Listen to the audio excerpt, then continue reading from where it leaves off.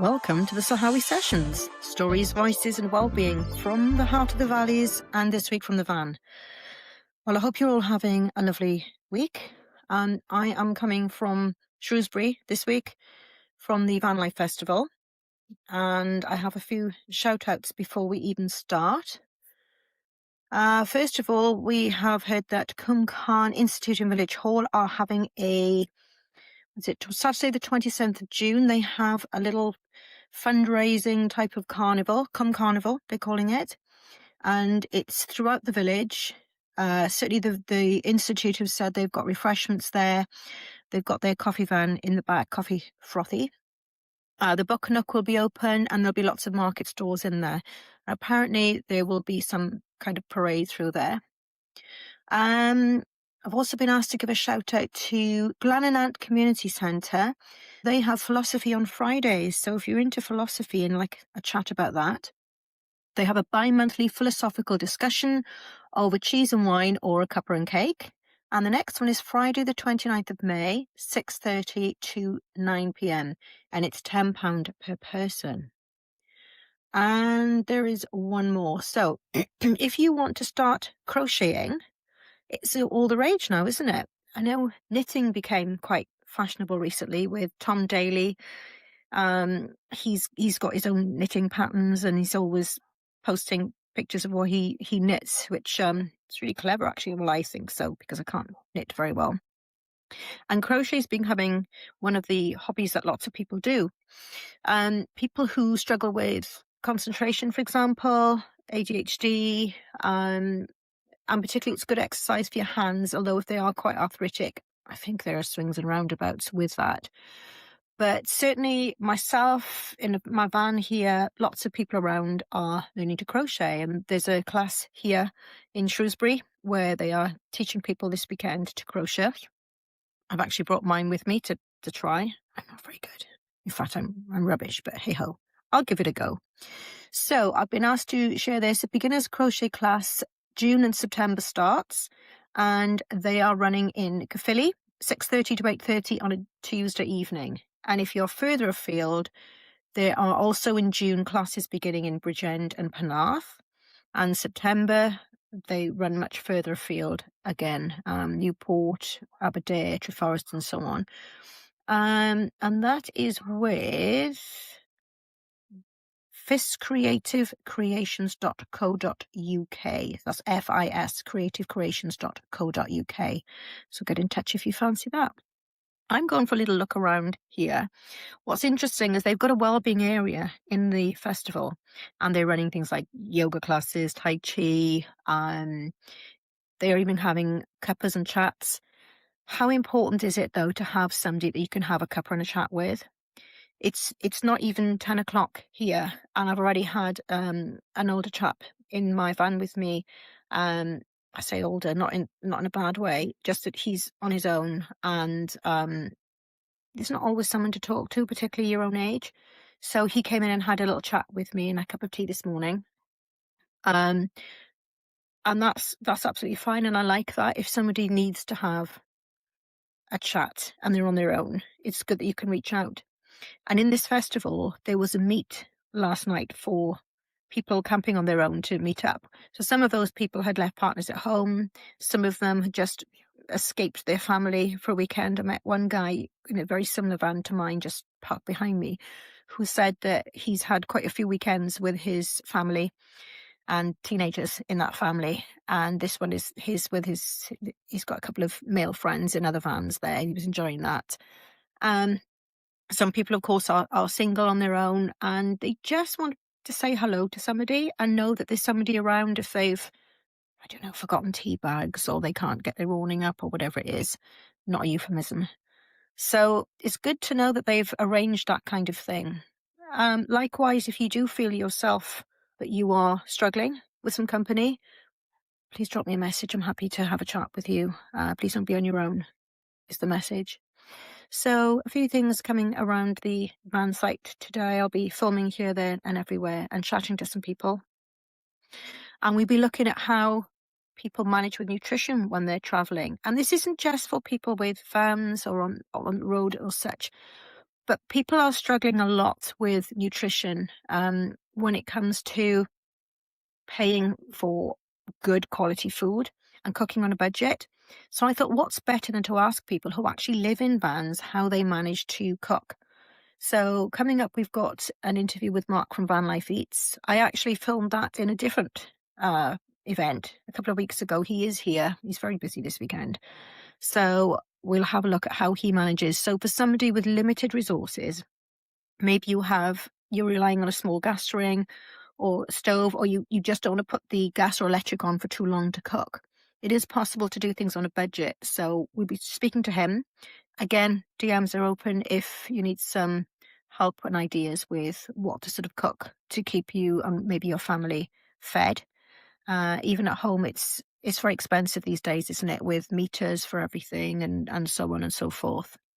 So that's something that I want to look more at in the future. Another shout out for the CIC that I'm starting up. I've got a couple of people interested, a couple of businesses interested, which is great. We're looking at opening a CIC, which is a social enterprise, whereby people pay a minimum of £5 a month. Anyone can join, and you will get for that discounted tickets to events. You will get first notice of any events going on. There will be social gatherings. There'll be a chance to join something called a think tank. And that is a panel of people that decide grant funding. So we'll be open a couple of times a year for funding applications. They will be limited to start with until we get enough funds in. And what that means is that a person 25 or under, or someone on their behalf, can apply for up to £200 funding for something related to their well-being. Now, that could be a day out for the family that perhaps have never seen the sea before or who are struggling. It could be a shop in your local store for something that's healthy. How does it work? Yes, we do want proof of what you've bought, and sometimes we will buy things for you. However, it's very difficult because you don't want to prescribe too much what people spend money on that they are given. You just want to know that it makes a difference. So generally, we will be asking people to show what it is that they're buying from their grant money. They could be accessories for somebody who's neurodiverse. There could be some dance lessons or singing lessons or membership for choir, something that makes you feel better if you're a younger person and you're struggling with your well-being. So that's something we'll be looking at. Okay, without further ado, I'm just looking around here. I've got emails to do as well. There's lots of vans here, and I'm off for a little explore after I've finished my emails, and I shall speak to you soon. Have a good day. See you later. Hi everyone, I'm Mark from Vanlife Eats, and if we're talking nutrition, nutrition is a big thing for me in my van. I am actually a qualified nutritionist. That's my professionalism. So that's why I'm always cooking with fresh. And I think when you are traveling, you want to be healthy, you want to be active, you need some energy. So cooking fresh and cooking with local produce as well, I think it's really, really important. What did I eat at Vanlife Festival? Well, I found a food bank whereby you could give £7.50 and get a canvas bag and just fill it with food for that price, which was donated from Marks and Sparks and the like. You can see these flowers here, they were free. So I got some to go outside and inside the van and gave them £10 for the bag because I had so much. You can see here I'm making some fresh food. I made a curry, sweet potato, chickpea, coconut curry, washed down with some apple juice and some thick flatbreads as well. And then just to finish off, the next day I made a potato frittata, asparagus and mushrooms. Perfectly doable, all for £10. Thank you to Mark for his insight on nutrition and van life. So as a registered nutritionist, Mark knows what he's talking about. He's also got his preferences with food. He particularly likes Italian food because that's his culture. What kind of food do you like? And how difficult or easy do you think it would be to cook whilst you're in transit? So whether you're on holiday, whether you travel around in your van, whether you live in a van or a caravan, how easy is it to make good food? And how important is it to you? As you could see on the video, I was making food from what I had from the food bank. And I have to say here, the food bank wasn't there to provide people with food who couldn't afford it. And that's not the reason that I had the food from there. They were fundraising for their food bank and had brought some food that had been donated that was end of life, either that day or sometimes the day before, from places like Marks and Sparks and so on, that you could fill your bag with for £7.50. So say I gave them 10 because I felt guilty. I had food there, and they said it's literally just for the festival for people to donate to the food bank. It would have been going out anyway otherwise. So it's to fund an actual food bank. So when I say I got it from the food bank, it sort of was, but it sort of wasn't. But I just wanted to show that you can make lots of really good meals with very little, and very little variety. Just takes a bit of imagination. Would you like some more content about that? And how can I help you? What kind of professionals would you like to listen to that can advise around nutrition, diet, and that kind of thing? Also, do you have someone in the area, in the Sahawi, the Tredegar, the Blackwood, the Newport, Risca, what have you, area that you could recommend that can either help people with cooking, with eating habits, with fitness? If you can recommend someone, please get in touch on our dedicated Sahawi Sessions line on 074 970 79907. That's 074 970 79907. I have to still look up there and check the number. So that was Vanlife Festival. As you can see, I'm back in my little studio now, but I will be on the road again in a couple of days. And bit of news. Very pleased to say the Yellow Rhino van has now got a flag. Yay! With the Yellow Rhino flag on it. So I will be in Brecon, Quick Howell this weekend, but it is a private event. But I will be asking a few people about their well-being, how they manage, people who live in vans, people who have a business around van life. Some really interesting people I'm going to be speaking to.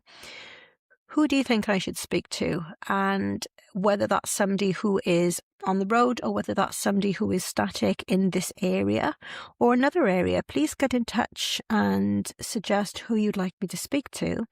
And also, again, please send in your recommendations. So anything around well-being, around places to eat, places to walk, events. As I've said, it's festival season at the moment, but it doesn't have to be something like that. Just any event that perhaps might be coming up for the school holidays or on a weekend. If you know of anybody that's running a program, you'd like to give them a shout out, please get in touch. So last time, that number again, 074 970 79907. And I look forward to speaking with you again in the next edition of the Sahawi Sessions. The Sahawi Sessions is part of the Yellow Rhino brand.